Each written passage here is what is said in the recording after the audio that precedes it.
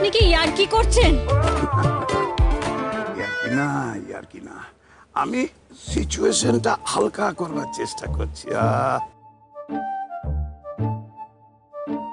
মাথা যত ঠান্ডা হবে মাথাটা কাজ করবে আর আপনার বোন ছাড়া পেয়ে যাবে। আর আপনার বোন ছাড়া পেলে আপনাদের ভালো লাগবে। আমি কথা দিচ্ছি ওকে আমি নির্দোষ প্রমাণ করবই, কিন্তু তার আগে তো প্রমাণ চাই, অথচ আমাদের কাছে নেই। অথচ পুলিশের কাছে প্রমাণ আছে, ওর ব্যাগ থেকে ড্রাগস পাওয়া গেছে। স্যার আমরা প্রমাণ জোগাড় করার চেষ্টা করব, আপাতত আপনি আমার বোনকে এখান থেকে বের করুন প্লিজ, ওকে ছাড়িয়ে আনুন স্যার প্লিজ। এই যে বললাম তেলটা এই নিন, বাকিটা আমার উপর ছেড়ে দিন।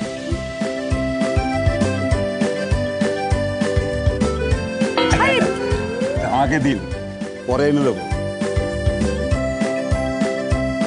এই দিদি ভাই, এই লোকটার কথাবার্তা কেমন ধারান না? এই লোকটার উপর আমার একদম ভরসা হচ্ছে না। এই লোকটা পারবে তো ইন্দুকে ছাড়াতে? আমারও একটু খটকা লাগছিল, লোকটা একটু খ্যাপা টাইপের, কিন্তু ব্রিলিয়ান্ট মাইন্ড। এই ধরনের কেস অনুভব বলছিল ও নাকি একেবারে বাঁ হাতে সলভ করে দিতে পারে। কি জানি, জিততেও পারে।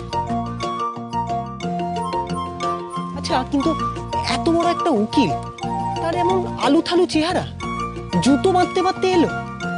না না না না না, কোনো পার্সোনালিটি নেই। এরকম বড় উকিলরা এরকম হয় না দিদি ভাই, আমি তোকে বলছি। তুই অন্য উকিল দেখবি না। অনুভব যখন সাজেস্ট করেছে তখন নিশ্চয়ই উনি খুব ভালো উকিল, আর উনিও যখন বলছেন দেখি কি করতে পারে। আচ্ছা আচ্ছা, আমাদের ইন্দু ছাড়া পাবে তো? মিস্টার মল্লিক যখন আমাদের কেসটা নিয়েছেন একেবারে 100% কিন্তু বেরিয়ে আসবে। ইয়েস, আমার বিশ্বাস। তাই যেন হয় ঠাকুর, তাই যেন হয়। এই উপর চল, ওদিকে যাই। দিদি ভাই আয়। চলো।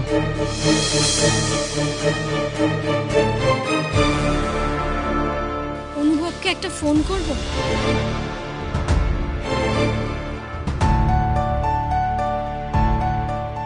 না থাক, পরে করব।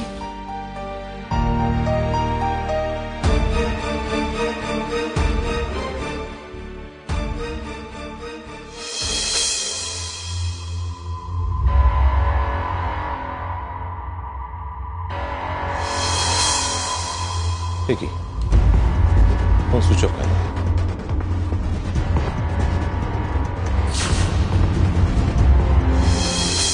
কিন্তু একদম চিন্তা করবি না, দেখ আজকে তোকে এখান থেকে বের করে আনতে পেরেছি, এরপর দেখবি আমরা কেসটাও জিতবো। হ্যাঁ হ্যাঁ, একদম চিন্তা করবি না, আমরা কিন্তু সব সময় তোর পাশে আছি।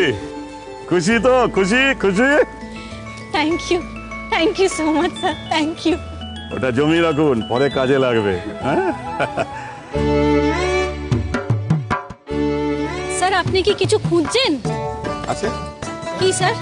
ছোট চিরুনি। ও না, আপনাদের কাছে কি করে থাকবে? আমি যাই দেখি, ওখানে ফেলে এসেছি। কি কি অদ্ভুত না, এই লোকটা একটা কথা বলতে বলতে অন্য একটা কথা বলে। লোকটার কি মাথার সমস্যা আছে নাকি? ঠান্ডা চুপ কর না, জানি না, তুই ছাড় এখন। কিন্তু সব ঠিক হয়ে যাবে, একদম কান্নাকাটি না। হ্যাঁ লক্ষ্মী মা।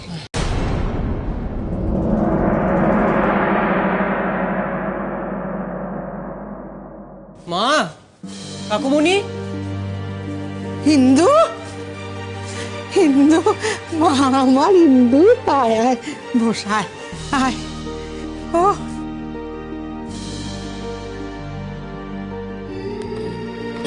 মা তুমি একটুকে সামলাও, আমাকে একটু বেরোতে হবে।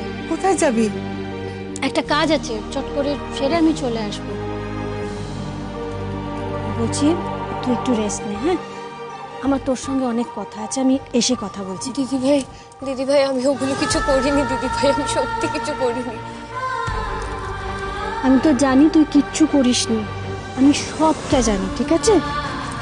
আমি আর খেলবো না দিদি ভাই, আমি আর কোনোদিনও খেলবো না। এটা কিরম কথা হিন্দু? হ্যাঁ, এটা কোনো প্রবলেমের সলিউশন হলো না তো? এরকম বোকা বোকা কথা বলিস না। তুই নিজেকে একটু শান্ত কর। হ্যাঁ, আর নিজেকে একটু শক্ত কর, সামনে কিন্তু অনেক বড় লড়াই আছে। আর এটা ব্যাডমিন্টন কোর্টের মতো লড়াই না, লড়াইটা কোর্টের বাইরে, আর সেটা তোকে জিততেই হবে, মাথায় রাখবি। হ্যাঁ, জাগিয়ে রেস্ট। মা ওকে একটু সামলাও তো, হ্যাঁ। একটু দাও। হ্যাঁ, চল চল বাবা, চল এসো।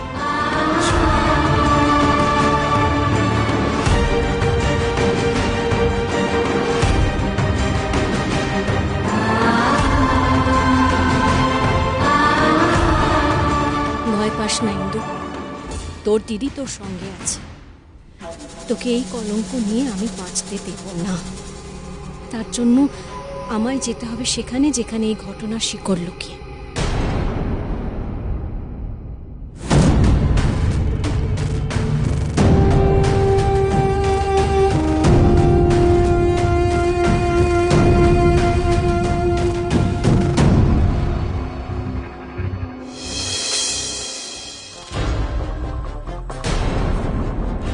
আমাকে ডেকে পাঠিয়েছেন স্যার? হ্যাঁ,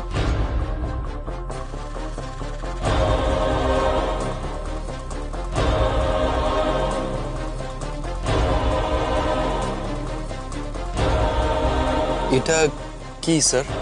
আপনার রেজিগনেশন লেটার মিস্টার ব্যানার্জি। একাডেমির অ্যাডমিনিস্ট্রেশন আপনার উপর থেকে সমস্ত অভিযোগ তুলে নিয়েছে। আপনি আবার আগের পদে জয়েন করতে পারেন।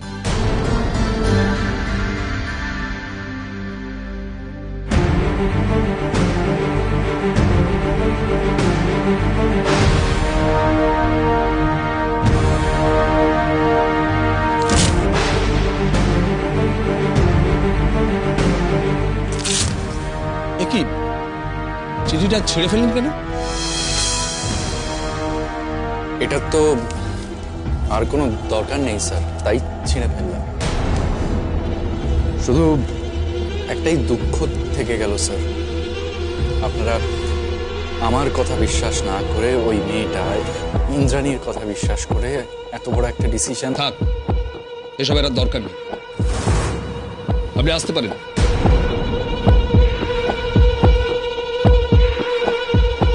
দরকার আছে স্যার, দরকার আছে। এই কথাগুলোই তো আমার ভেতরের আগুনটাকে জাগিয়ে রাখে। ওই ইন্দু আর ওর দিদি দুজনকে এমন শিক্ষা দেব, ভদ্র সমাজে মুখ দেখাবার উপায় থাকবে না তোমাদের। আনন্দী মৈত্র আমাকে থাপ্পড় মেরেছিলে না? ওই থাপ্পড়ের জবাব এবার আমি সুদে আসলে ফেরত দেব।